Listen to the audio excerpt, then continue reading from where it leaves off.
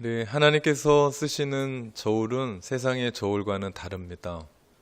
세상의 저울은 크기와 숫자와 많은 것들에 관심이 있지만 하나님의 저울의 관심은 오직 내면의 동기, 헌신에 있습니다.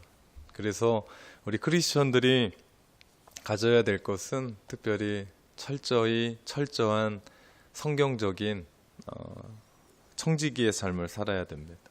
그것을 잘 표현해 준 말이 섬김이라는 단어입니다. 우리는 지난주에 19차 사무총회를 하나님의 은혜로 잘 마쳤습니다. 사무총회 마치고 드는 생각은 참 많은 감사가 제 마음 가운데 몰려왔습니다. 뉴질랜드 척박한 이민 사회 가운데 이민교회에 이만큼 성장하고 이끌어 주신 것에 대한 감사였습니다. 전적인 하나님의 은혜입니다. 또한 많은 성도들의 눈물과 그리고 헌신과 수고가 그 안에 있었습니다. 섬김 때문입니다. 보이지 않는 곳에서 이 예배가 예배되게 하기 위해서 헌신이 숨겨져 있습니다. 이 예배를 위해서 누군가는 교회를 알리는 깃발을 꽂고 누군가는 의자를 세팅하고 또 마이크 선을 깔고 그리고 악기를 설치하고 그리고 또 모든 것을 다 정리합니다. 또 누구는 이 예배를 위해서 보이지 않는 곳에서 기도로 준비합니다. 찬양팀은 토요일 날 1시간씩 이 예배를 준비합니다. 그리고 우리 방송팀은 설교를 녹화하고 그리고 업로드합니다. 성도의 교제는 어떻습니까? 사실 우리 예배 끝나고 함께 기쁨으로 성도의 교제하는 것, 그것은 그들의 헌신과 수고가 있기 때문입니다. 빚도 없습니다. 이름도 없습니다. 그러나 묵묵히 그 일들을 감당해 갑니다. 그래서 사실 교회가 교회되는 교사들은 어떻습니까? 우리 보이지 않습니다. 토요일 그리고 주일날 함께 어린 아이들 그렇게 돌보거든요.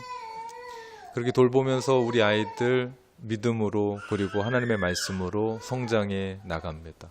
가만히 생각해 보면 우리 안에 이런 일들이 얼마나 큰 은혜인지, 그리고 가끔 온 교회가 한 자리에 모여서 우리 예배 드립니다. 그러면 우리 어린 아이들도 사실 설교가 어려울 텐데, 그리고 짧게도 하지 않는데 요동하지 않습니다. 하나님께 드리는 예배이기 때문에 전 그걸 볼 때마다 감동합니다.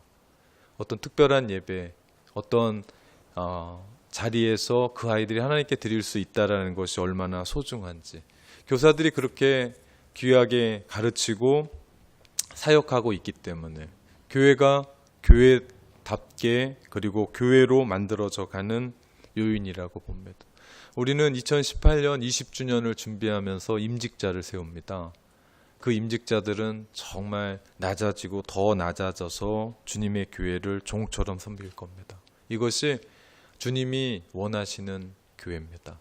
섬김, 오늘 이런 이야기를 함께 여러분과 나누면서 예수님이 이 땅에 오신 세 번째 이유에 대해서 함께 나누어 보고자 합니다. 사람을 불행하게 만드는 건요, 먹을 것이 부족해서 혹은 입을 것이 없어서가 아닙니다. 교회에 오려고 내가 옷장을 뒤다 보니까 입을 옷이 없는 거예요. 화를 내죠. 도대체 이 모든 이 옷은, 근데 사실 가면 옷이 없는 게 아니에요. 옷은 막 꽉꽉 차 있습니다. 근데 내 마음에 드는 옷이 없는 거죠. 그것 때문에 사람이 불행하지 않습니다. 사람이 불행한 건요, 내가 여기 왜 있지? 내가 지금 하는 일이 무엇이지? 라는 것에 답을 얻을 수가 없을 때입니다. 즉 인생의 목적을 잃을 때 사람은 불행합니다. 돈은 벌었는데, 그리고 많이 벌었는데 뭐에 써야 될지를 모르는 거예요. 어디에 어떻게 사용할 줄을 모르는 거예요. 뭔가를 가져야 된다고 해서 가졌는데 내가 그것을 어떻게 그리고 무엇에 써야 될지를 모르는 거예요. 공부합니다. 그리고 공부도 시킵니다. 근데 내가 왜 공부해야 되는지, 그리고 내가 왜 공부를 시키고 있지? 이에 대한 답이 없어요. 학생이니까, 뉴질랜드 왔으니까 그리고 보이지 않는 막연한 미래를 위해서 네가 공부해야 된다라는 그 말은, 그리고 그게 만약에 답이라면 그것은 그 목적에 어떻게 보면 너무나 목적을 설명하기에 너무나 부족한 답일 수밖에 없습니다. 우리 일합니다. 아침부터 저녁까지. 이게 모든 것인 줄 알고 일합니다. 그것 때문에 건강도 잃습니다. 그런데 내가 왜 이 일을 하고 있지? 라고 하는 것에 대해서 답이 없어요. 어제 해왔으니까. 예전부터 했으니까. 이것 때문에 자식 새끼 먹여 살리니까. 내가 가장이니까. 그런데 사실 그 답은 역시도 그 목적을 설명하기에는 턱없이 부족합니다. 이렇게 되면 사람은 방황해요. 사람은 그냥 방황하는 것이 아니라 가야 될 목적이 없으면 사람은 방황합니다. 왜냐? 길을 잃었기 때문입니다. 그리고 내가 목적을 찾으려고 해도, 그리고 목적을 가졌다 해도 그 목적을 가만히 보면 가치가 없는, 그리고 정말 이걸 가치라고 얘기해야 될까라고 할 때 사람은 또 흔들립니다.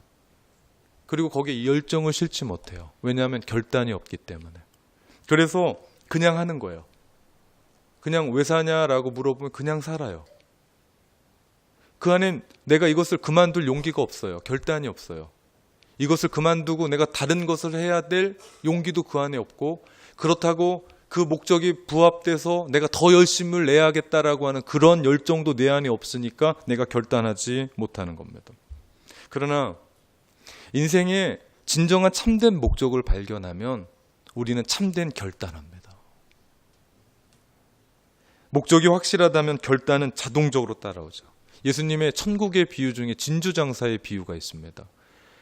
여러 곳을 돌아다니며 정말 좋은 것을 모아드렸습니다. 그런데 진주 중에 최고의 진주를 발견했습니다.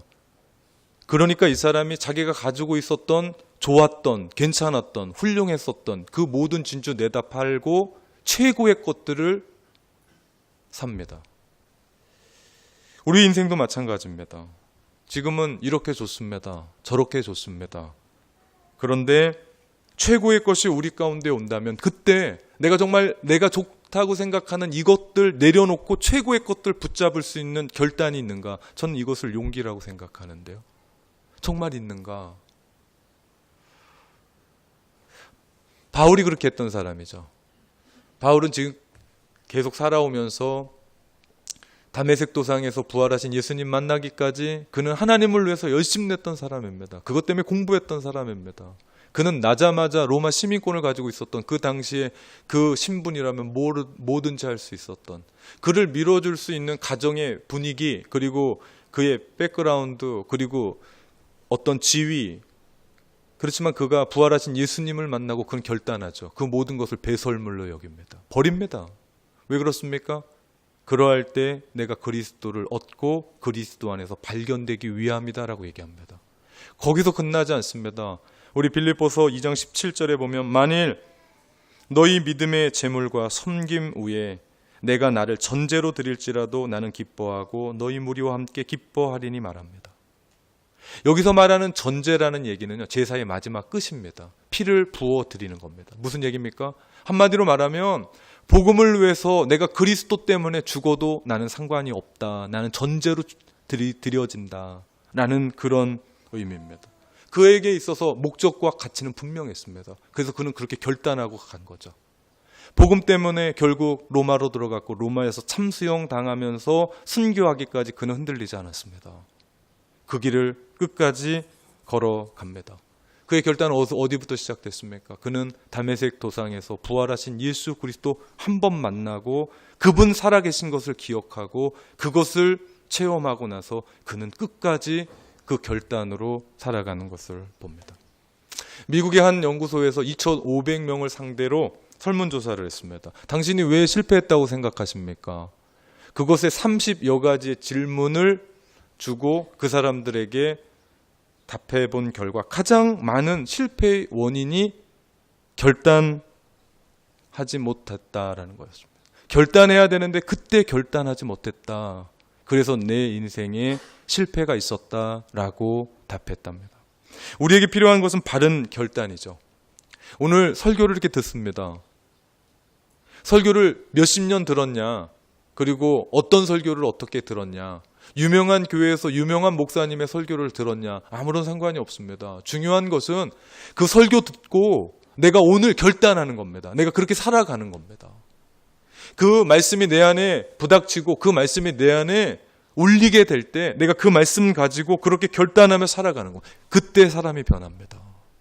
교회 이 자리 몇십 년 한평생 앉아 있어도 하나도 변화되지 않는 사람들이 있어요.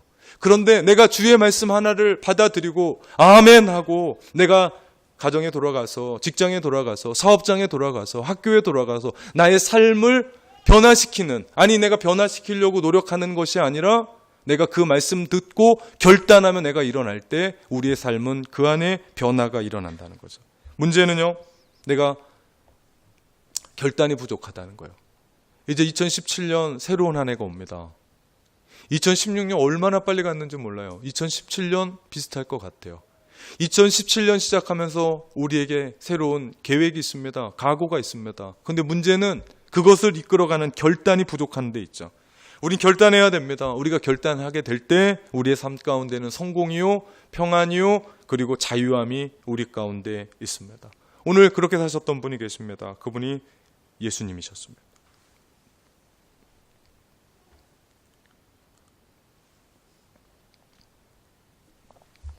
오늘 본문에 보니까 예수님이 예루살렘에 올라가십니다. 이미 십자가를 지기로 결정하신 겁니다. 마태복음 28장까지 있습니다. 마태복음 20장 이 흐름은 거의 이제 마지막 예루살렘에 올라가셔서 십자가를 지신 때입니다. 그의 의지는 겟세마네에서 기도하면서 더 견고해졌습니다. 그런데 십자가를 향해 가시는 예수님 등 뒤에 3년여 동고동락하면서 가르치고 함께 했었던 제자들은 형편이 없습니다. 한심하기 짝이 없어요. 그들의 생각은 전부 다 이기적인 생각입니다. 예수님은 지금 십자가 지시고 온 인류의 구원을 위해서 사명을 감당하시기 위해서 예루살렘으로 올라가시는데 제자들은 누가 더 크냐라고 싸우고 있습니다. 얼마나 한심한 얘기입니까? 사실 이런 것들 생각해 보면, 이런 한심한 것들 생각해 보면 마음이 흔들릴 수도 있어요. 내가 저런 것들 때문에 죽어야 되나? 내 마음이 흔들릴 수 있어요. 근데 우리 주님은 한결같으십니다. 왜 그렇습니까? 이것이 예수님이 이 땅에 왜 오셨는지를 보여주는 대목입니다. 그저 주러 오셨습니다.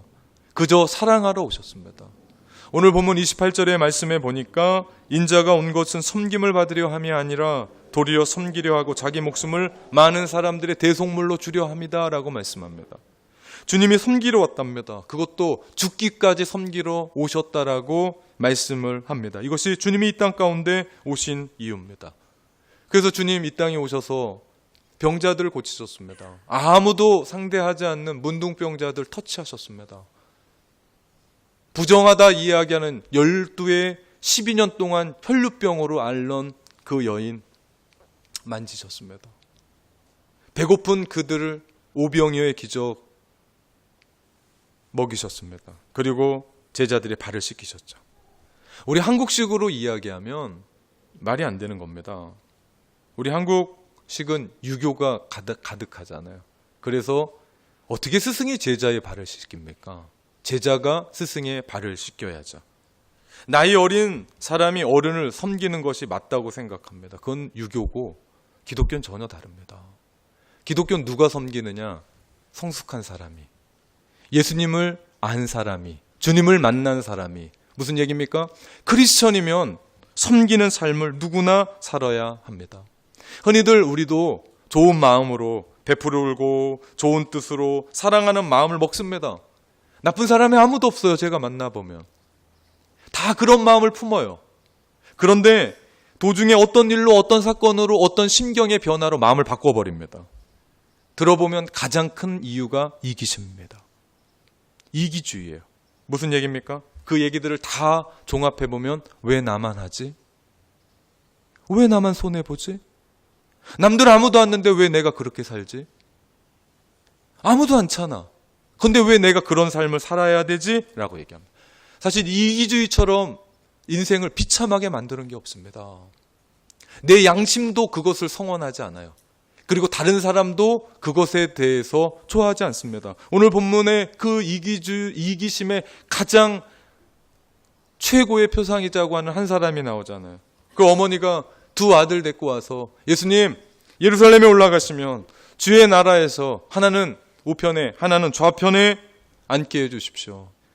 예수님, 예루살렘 올라가시는데 왕으로 등극한다고 생각하고 한쪽은 오른팔, 한쪽은 왼팔로 크게 사용해달라는 겁니다. 남의 자식은 어떻게 되든지 상관이 없습니다. 내 자식만 잘 되면 됩니다. 이기주의의 표상이죠. 이때 제자들은 분개합니다. 그리고 사실 이 이기심의 노예가 되면 자기가 무엇을 구하는지 몰라요. 그래서 예수님 그런 얘기합니다. 뭐라고요? 너희가 구하는 것을 너희가 알지 못하는도다. 너희 구하는 것을 너희가 알지 못하는 것. 이기심에 사로잡히면요 아무것도 보이지가 않습니다. 독일의 철학자 임마누엘 칸트가 이기주의를 세 가지 유형으로 분류합니다. 첫째는요 논리적인 이기주의예요. 자신이 판단이 옳다고 생각하고 다른 사람의 판단을 무시합니다. 남이 뭐라 해도 상관이 없어요. 내가 가지고 있는 생각 옳다고 생각하면 밀어붙이는 거예요. 거기에 남이 있습니까? 남의 생각이 있습니까? 남에 대한 배려가 있습니까? 없습니다. 그런데 되게 논리적이에요. 자신이 잘못했는데도 다른 사람에게 막 얘기하면 내가 잘못한 것 같이. 이 사람들이 논리적인 이기주의죠. 또한 두 번째는요, 심미적인 이기주의예요. 이것을 다른 말로 말하면 미학적 이기주의라고 얘기합니다. 내 기분이 중요한 거예요. 내 기분이 상하잖아요? 아무리 옳은 것도 옳지가 않아요. 근데 내 기분이 좋잖아요? 그러면 모든 게 다 옳아요. 나의 감정에 충실해요. 그래서 말도 막해요. 좋을 때는 엄청나게. 그런데 나쁠 땐 힘들어요. 이기주의죠. 다른 사람의 감정과 다른 사람의 마음과 그런 데는 배려가 없습니다.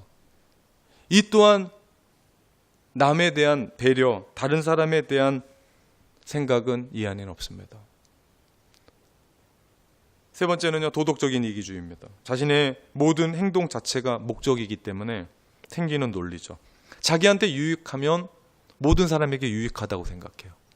자신한테 유익하지 못하면 모든 사람에게 유익하지 않다고 생각합니다. 이런 사람들 때문에 세상이 시끄러운 거예요. 나만 잘 되면 된다라는 그 생각 때문에 자기만 생각하는 거예요. 사회도 생각하지 않아요. 나라도 생각지도 않아요. 그 누구도 생각하지 않습니다. 이 안에는 다른 사람의 자리가 없습니다. 이기주의를 가지고는 우리는 섬기지 못합니다. 내 안에 있는 그 이기주의로는 하나님 섬기지 못해요. 혹 이기주의가 있는데도 섬기려고 그러잖아요. 그러면 분명히 교회에 문제가 있게 돼요. 왜냐하면 세상의 저울로 숫자와 크기에 관심을 갖기 때문에. 그리고 그렇게 하고 나서 나중에는 내 안에 보상을 요구합니다. 보상이 되지 않으면 화를 내요. 안 되면 삐져요. 그런 하나님에 대한 섬김은 내 내면의 헌신과 동기, 그것이 더 중요하죠. 누가 알아주고 누가 안 알아주고 상관없습니다. 살아계신 하나님께서 보시기 때문에 문제되지 않습니다. 보상이요? 잘 모르겠습니다. 그저 하늘에 상급을 쌓는 그 마음으로 내가 묵묵하게 그렇게 섬기는 겁니다. 하나님 살아계십니다. 이기심은 불행한 겁니다. 오늘 주님 말씀하십니다. 26절 27절 너희 중에 누구든지 크고자 하는 자는 너희를 섬기는 자가 되고 너희 중에 누구든지 으뜸이 되고자 하는 자는 너희의 종이 되어야 하리라 말씀합니다. 그렇습니다. 높아지려고 발버둥 치면 사람이 낮아집니다. 이것이 하나님의 심판입니다. 수단 방법 가리지 않고 이기적인 생각과 욕망에 매이는 것 벌써 자신의 삶의 불행의 시작이죠. 처음엔 잘 되는 것 같아요. 처음에는 그것이 어떤 비전 같아요. 그런데 마지막 끝을 보면 그 사람이 무너져 가는 것을 봅니다. 오늘 예수님이 말씀하신 섬김의 종이 되는 것은 현대인의 성경으로 25절부터 27절 말씀에 보면 이런 말씀을 하십니다. 이방 사람의 통치자들은 다른 사람의 주인이 되려고 한다는 것을 너희는 안다. 그 고관들은 사람들에게 권력을 행사한다. 그러나 너희는 저희와 같이 되어서는 안 된다. 누구든지 너희 중에서 높아지려면 먼저 섬기는 자가 되어야 한다. 만일 누구든지 너희 가운데서 첫째가 되려면 너희의 종이 되어야 한다. 말씀하십니다. 예수님은 제자들에게 세상 권력자들이 가지고 있는 가치관 버리라고 말씀합니다. 세상 권력자들은 주인이 되어 권력을 행사하는 자들입니다. 그런데 주님은 말씀하십니다. 너희 주인 되지 말고 종 돼야 된다. 너희 으뜸되지 말고 너희 종이 돼야 된다. 섬기는 종이 돼야 된다. 말씀하십니다. 이것이 예수님의 섬김입니다. 크리스마스를 기다리고 준비하는 우리가 해야 될 일이 바로 예수님이 그렇게 하셨던 것처럼 종의 모습으로 철저히 내려가는 겁니다. 어디 종으로 할 수 있는 일이 없나 찾는 겁니다. 어디 종처럼 그런 일을 할 수 있는 허드렛 일 없나 찾는 겁니다. 종은 낮은 곳으로 내려갑니다. 종은 자신을 희생하는 자리로 내려갑니다. 종은 자신이 아니라 주인을 드러냅니다. 예수님이 바로 이런 종으로 오셨습니다. 그래서 병자들을 치유하셨습니다. 그래서 먹이셨습니다. 그래서 제자들의 발을 씻기셨습니다. 결국 십자가에 못 박혀 죽으셨습니다. 그렇습니다. 섬김의 종이 된다는 것은 가장 낮은 자리, 아무도 가지 않는 자리, 아무도 돌보지 않는 사람들, 눈길조차 보지 않는 그 사람들과 함께 가는 겁니다. 종은 그렇기 때문에 허리를 숙입니다. 종은 그렇기 때문에 무릎을 꿇습니다. 종은 그렇기 때문에 가장 나쁜 자리 기꺼이 내가 앉고 내가 그 자리에 서 있는 사람입니다. 결코 기득권에 대해서 이야기하지 않습니다. 러시아의 대문호인 톨스토이는 이런 얘기합니다. 자기를 희생하는 것만큼 행복한 것은 없다. 우리가 신앙생활하면서 이것을 언제쯤 배울 수 있을까요? 자기를 희생하는 것만큼 행복한 일은 없다. 섬김을 받는 것과 주는 것, 어떤 것이 더 기쁘던가요? 여러분, 삶을 살아가면서 누군가에게 베푸는 것, 누군가에게 받는 것, 어떤 것이 더 여러분의 삶을 행복하게 만들던가요? 유치한 수준일 때는 받는 게 더 좋습니다. 그런데 성숙한 단계에 올라가면 주는 게 받는 것보다 더 좋습니다. 적어도 크리스천이라면, 적어도 예수 그리스도 나심을 기다리며 주님 탄생을 손꼽아 기다리는 우리라면 주는 기쁨, 희생하는 기쁨, 섬김의 기쁨을 가지고 살아가야 될 줄 믿습니다. 물질을 나눠주고, 목숨을 나눠주고, 의미를 나눠주고, 가치를 나눠주고, 왜 살아가야 되는지의 삶을 나누어주고, 내가 죽고 내가 희생함으로 다른 사람에게 유익이 된다면, 의미가 돌아간다면, 결국 하나님께 영광을 돌리는 삶을 살게 된다면 주님이 이 땅 가운데 오셨을 때 하늘엔 영광이요 땅엔 사람들에게, 믿는 사람들에게, 모든 사람들에게 평화로 오셨던 그 예수님의 삶을 사는 게 아니겠습니까? 이것 때문에 우리 주님 오신 겁니다. 그날이 크리스마스입니다. 그래서 그날이 감동이 있는 겁니다. 저의 작은 간증 하나 하고 설교를 마치려고 합니다. 지난 6월 제가 성대 수술차 한국에 나갔습니다. 교회에서 많은 것들 후원해 주셔서 수술 잘 마치고 돌아왔습니다. 교회에서 후원한 것에 정확하게 딱 맞게 어떻게 그렇게 비용이 들어갔는지 사실 저도 놀랐습니다. 사실 수술비는 정말 많이 나왔습니다. 수술 전에 전신 마취해야 하기 때문에 하루 일찍 입원했어요. 여러 가지 검사를 해야 돼서. 원래 제가 티켓한 것은 6인실이었습니다. 그런데 들어갔더니 6인실이 없대요. 1인실을 써야 된대요. 그 가격이 38만 원입니다. 제가 이상한 옷을 입고 기쁘지도 않은 그곳에 들어가서 제가 초특급 호텔에 다녀왔습니다. 수술 전에 조교가 왔어요. 수술 선생님 뒤에서 일을 보는 사람 같아요. 성대가 되게 예민하고 민감한 부분이어서 이번에 새로 들어온 레이저 기계를 써야 되는데 한 번 쓰는데 200만 원이래요. 근데 교수님이 특별히 할인해 주겠다고 100만 원 하는데요. 어떻게요? 내일 수술인데.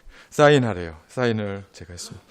이렇게 저렇게 계산해 봤더니 정말 많이 들 것 같아요. 제가 수술 잘 마치고 퇴원 수속하러 사인하고 밟는데 병원비가 4분의 1 나온 겁니다. 이해가 안 됐어요. 4분의 1 나왔습니다. 제가 생각했던 부분에.